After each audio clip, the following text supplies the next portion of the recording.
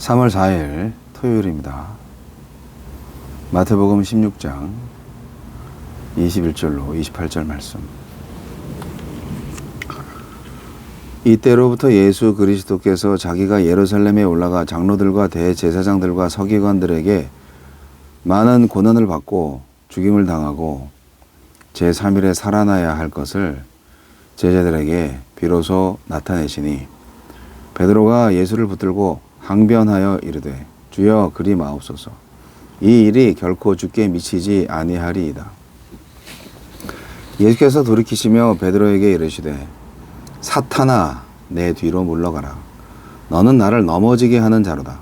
네가 하느님의 일을 생각하지 아니하고 도리어 사람의 일을 생각하는도다 하시고, 이에 예수께서 제자들에게 이르시되 누구든지 나를 따라오려거든 자기를 부인하고 자기 십자가를 지고 나를 따를 것이니라. 누구든지 제 목숨을 구원하고자 하면 잃을 것이요 누구든지 나를 위하여 제 목숨을 잃으면 찾으리라. 사람이 만일 온 천하를 얻고도 제 목숨을 잃으면 무엇이 유익하리요? 사람이 무엇을 주고 제 목숨과 바꾸겠느냐? 인자가 아버지의 영광으로 그 천사들과 함께 오리니 그때 각 사람이 행한 대로 갚으리라. 진실로 너희에게 이르노니 여기 서 있는 사람 중에 죽기 전에 인자가 그 왕권을 가지고 오는 것을 볼 자들도 있느니라. 나를 따라오려거든. 예수님이 십자가의 순환을 예고하시자 베드로가 가로막습니다. 이에 주님은 그 십자가를 지고 따라와야 참 제자라고 말씀하십니다. 우리에게 주는 교훈은 무엇입니까? 이때로부터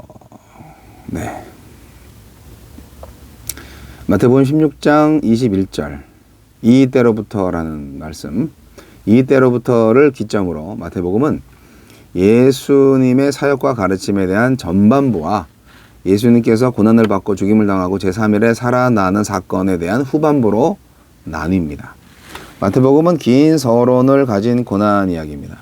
어제 본문까지 서론이라면 오늘 본문부터 비로소 본격적인 마태복음 이야기가 시작됩니다. 베드로는 예수님이 그리스도, 살아계신 하나님의 아들이라는 하늘의 지식을 알게 되었지만 정치적 메시아를 통한 민족적 회복과 개인적 야망을 이루려는 사람의 일에 머물러 있습니다.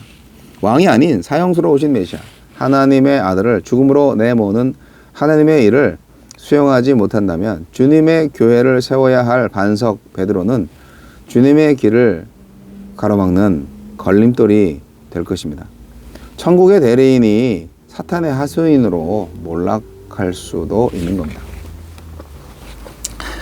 십자가를 지는 것, 이거는 비유가 아닙니다. 실제로 하는 거예요. 스승이 형틀을 짊어지고 사형장으로 향하는 공개적인 수치를 당한다면 제자들도 그 운명을 함께 해야 합니다. 자기 부인 역시 여기서는 금욕이 아닌 죽음을 뜻합니다. 예수님과 함께 죽지 않으려면 제자의 길을 포기하는 수밖에 없습니다. 오늘날 우리는 믿기 위해 죽음을 무릅쓰지 않아도 되고 십자가와 자기 부인을 회복과 변화된 삶의 은유로 적용하지만 구원의 본질이 자아를 찾는 여정이 아닌 영원히 죽지 않기 위해 죽기까지 순종해야 하는 길이라는 점은 변함이 없습니다. 하나님이 인자 예수님을 다시 살리셔서 하느님 나라의 왕권을 부여하실 때가 올 것입니다. 그때 그날에 모든 사람은 행한 대로 심판을 받을 것입니다. 자기 목숨을 얻으려고 예수님을 버렸는지 아니면 예수님을 얻기 위해서 자기 목숨을 버렸는지 모두 드러날 것입니다. 먼 훗날 있을 일이 아닙니다. 예수님이 말씀하셨듯이 제자들은 죽기 전에 그날을 보았습니다. 부활, 승전, 승천, 성전 파괴 이런 것들을 제자들이 다 본 거죠. 우리에게도 다시 오실 예수님을 볼 그날이 남아 있습니다. 심판의 날은 옵니다. 나를 따라오려거든. 저와 여러분은 예수님을 진정으로 따르는 예수님의 제자들인가요? 예수님의 사역은 공생의 사역과 그렇죠. 공생의 사역이 전부라고 볼 수 있죠. 근데 공생의 사역이 있기 위해서 30년 예비된 시간이 있었던 거고요. 그리고 그 공생의 사역은 갈릴리 사역과 또 갈릴리에서 예루살렘 사이의 사역, 그리고 예루살렘 사역, 이렇게 세 가지로 나뉘어지는데, 한마디로 얘기해서 예수님의 가장 큰 사역은 예루살렘 사역, 십자가에서 죽는 사역, 이미 예정되어 있던 겁니다. 예수님은 메시아로 오셨는데 인류를 위한 메시아로 오셨기 때문에 인류의 죄를 대신해서 죽으셔야 되는 거거든요. 예수님은 하늘나라의 위대한 청사진을 통해서 제자들을 영적으로 무장해 주시고 있는데, 무장하기 싫어하는 제자들이 지금 많이 있습니다. 그게 뭔지 모르니까. 영적인 눈이 띄어져야 합니다. 하느님의 아들 예수는 반드시 고난받고 죽어야 하는 사명을 갖고 오신 거예요. 그거를 누가 알겠어요? 그거를 누가 이해하겠어요? 예수님을 하느님의 아들로 고백한 베드로, 메시아로 고백한 베드로, 그에게 천국 열쇠까지 주셨다고 말씀하셨잖아요. 그런데 그리고 나서 예수님이 나는 반드시 죽어, 그리고 3일 만에 살아날 거야, 그렇게 말씀을 했더니, 사실은 이거는 제자들이 전혀 기대하지 않은 충격적인 계획이죠. 아니, 왜 죽어야 된대? 그거는 자기들의 혁명의 실패죠. 그리고 이제 3일 후에 부활할 거다라는 말을 믿지 못하는 거죠. 그러니까 제자들은 아직 불신의 세계에 살고 있는 거예요. 그래서 베드로가 절대 그런 일이 있을 수 없습니다 그랬더니 예수님이 너무 충격적인 말씀을 하셨네요. 사탄아, 내 뒤로 물러가라. 네가 하느님의 일을 방해한다. 네. 이게 좀 전까지만 해도 베드로의 신앙 고백 위에 이제 그 반석 위에 교회를 세우리라고 말씀하셨는데 갑자기 사탄이 되어버렸어요. 교회의 반석이 사탄이 됐네. 무엇이 그를 그렇게 만들었어요? 아주 클리어합니다.